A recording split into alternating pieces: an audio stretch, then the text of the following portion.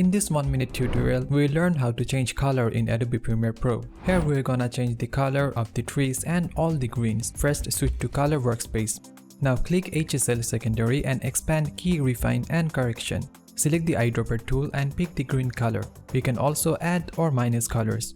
A range of color, saturation, and luminosity is selected. To see the selection more clearly, check color gray. Here the gray areas are not selected. Adjust the sliders according to your need. Moving the top arrow will change the range and the bottom arrow will change the smoothness.